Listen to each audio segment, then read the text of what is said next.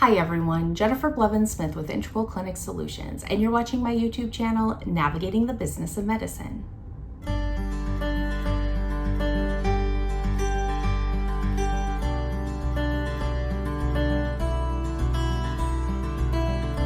Today we're going to talk about the cautions of hiring third-party vendors.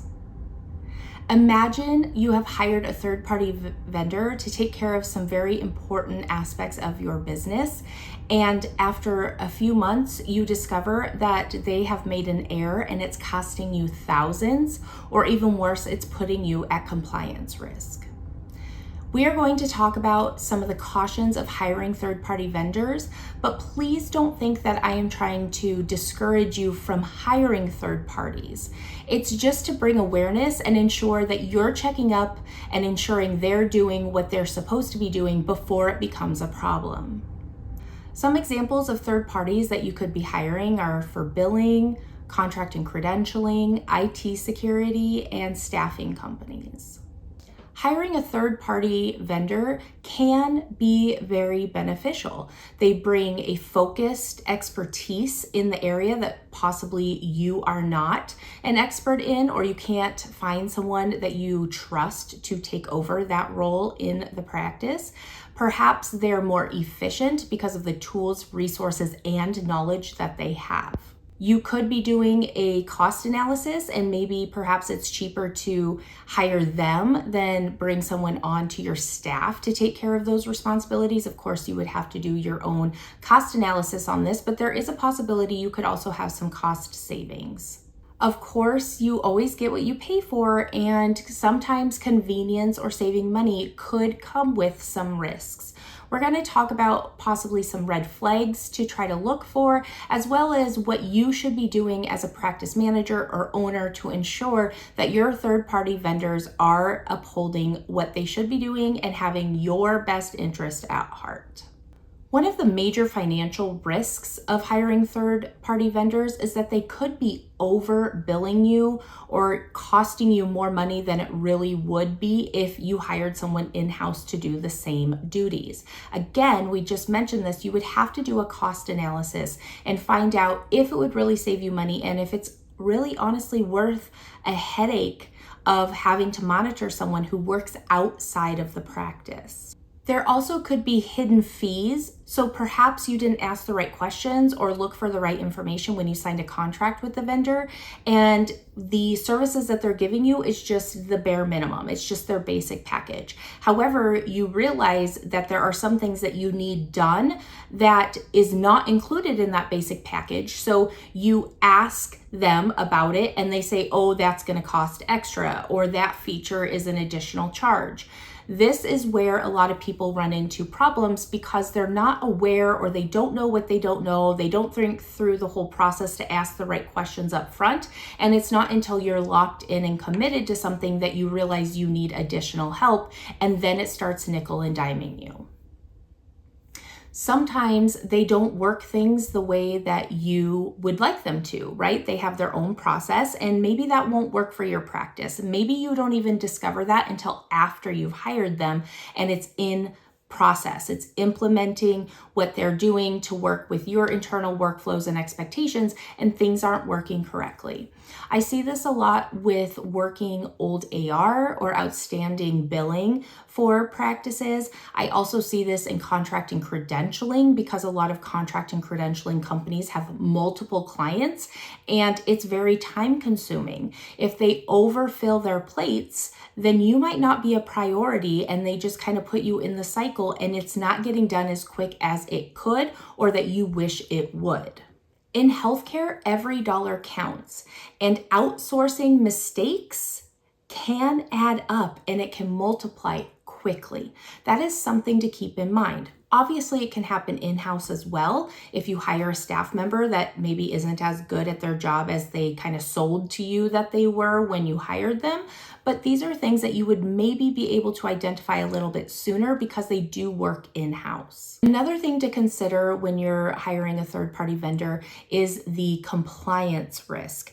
Remember that you're going to be having third parties having access to patient information. That's PHI and PII. So they have to follow HIPAA guidelines. You have to assume that they will. You have to make sure that they are following proper protocols. And that is a risk. Of course, it needs to be discussed ahead of time. Of course, the information for breaches and any kind of HIPAA situations that could happen need to be in writing. However, if you don't have a healthcare attorney review this information, you might miss something major. And if something comes up, it could make you at risk as well as them if they make a mistake.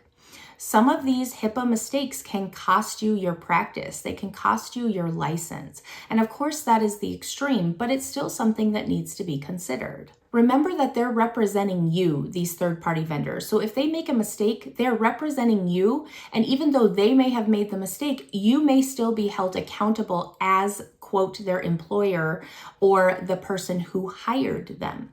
This is something, again, that you would probably want a healthcare attorney to review any contracts before you sign them to find out exactly how at risk you would be if something were to go wrong. Not just with HIPAA, but financial risks and any other kind of regulatory that happens in healthcare.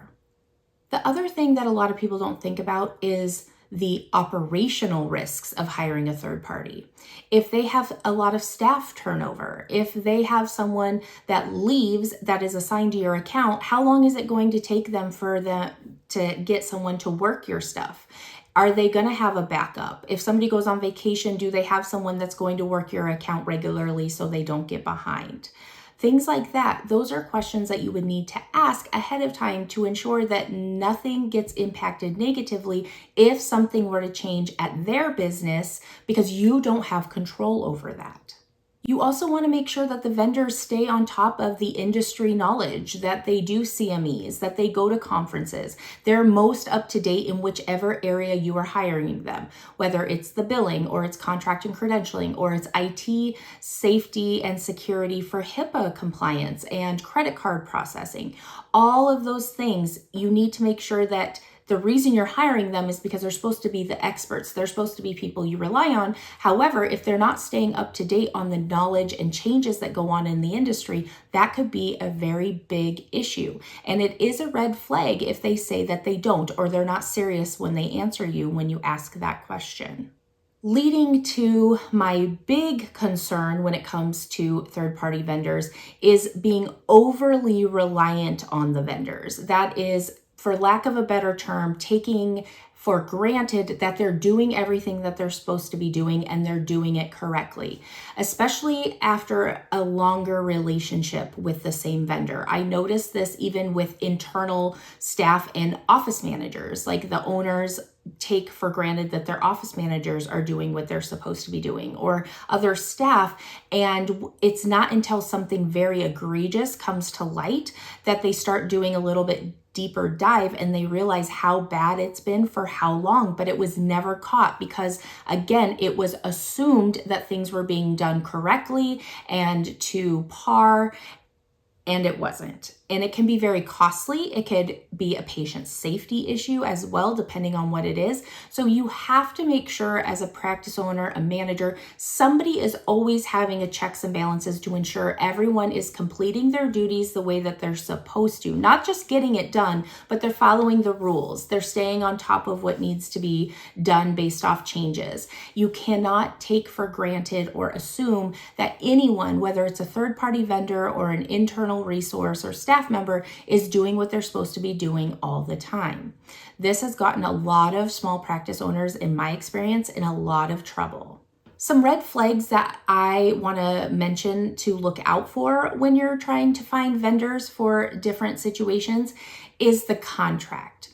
If it's a vague contract, if it's very kind of basic, it's not very thorough, and if they aren't very forthcoming with information when you ask questions about the contract, to me, that's a huge red flag. Of course, contracts are going to have the basic information, but if you see something missing that seems like it really should be in there and it's not, that should be a red flag. But then when you ask about it, if they can't see why you're asking that question and going, oh my goodness, you're right, we should add it or something like that, that's another red flag in my opinion. If they have a lack of transparency when it comes to communication and reporting, whether it's a credentialing company, a billing company, an IT security, they should be able to provide you with regular reports on information that you need to know. And you should be able to also ask for additional information and be provided it within a timely manner. If they don't volunteer that that's part of their operational process with working with customers, that they regularly have meetings to discuss the process or the progress that they're making with things, if they don't provide regular reports to keep you in the loop, if they don't allow you to request reports for certain things, or they don't allow you to have access to run your own reports, obviously depending on the vendor and what we're talking about, those are some red flags that I would seriously be thinking might not be a good fit for me. Of course, anytime that you are looking to hire a third-party vendor, it doesn't matter what it is, they should be able to provide you very quickly with at least 2 to 3 references that you can reach out to directly that uses their service currently and be able to ask any question that you want. I understand they might have a slick or a handout that says who they are, but they should be able to give you contact information and say, yes, reach out to them, please, go ahead. That is a sign that they have nothing to hide, that they are very proud of their customer service and what they do. If it's not that way and they want to control these references and they want to just provide you with something in writing, or they just want to tell you what someone has told them, to me, that is a red flag as well. Anytime a vendor guarantees anything, that's a red flag. So if they give you some kind of guarantee or some kind of firm guidance that this is going to work or you'll never have to do this again, if they give you very solid wording like that, I would be suspicious. Nobody can guarantee anything. They don't know your situation, and you can provide them with as much information as possible, but until they get into your account and start working it, something might come to light that you aren't realizing is significant, but them being the experts are, and it could totally throw them off their game, and they might have to fix some things before they can get back on track. We don't know. That happens to me a lot when I get into a situation that someone has told me, and it's nothing like they thought, but it's not because they lied, it's just because they don't understand it enough to be able to see where there's deficits or there's challenges or concerns. They just see the high level part. And me being an expert getting into it more thoroughly, I'm like, ooh, this isn't good. And then I go to them and explain to them and teach them and work from there to get back on track. So if they're giving you any kind of guaranteed approvals or fast credentialing, we have insider help at the insurance companies. Yes, they might know people who work there and they might know how certain insurances work and what's required. That's great. But if they're trying to tell you, oh, we can fast track it because we have an insider or they put ours at the front of the line, I'm sorry, but that is a red flag to me because that is very sneaky to me and I don't believe it. I don't believe it. I've worked with insurance companies enough that I've never had an in that can help things move faster than it normally does, other than being prepared and knowing what insurances need so that there aren't any issues and they don't have to send things back and forth all the time. So just some red flags to look for, think about, ask questions about, and observe when you have these interactions when you're interviewing these third parties.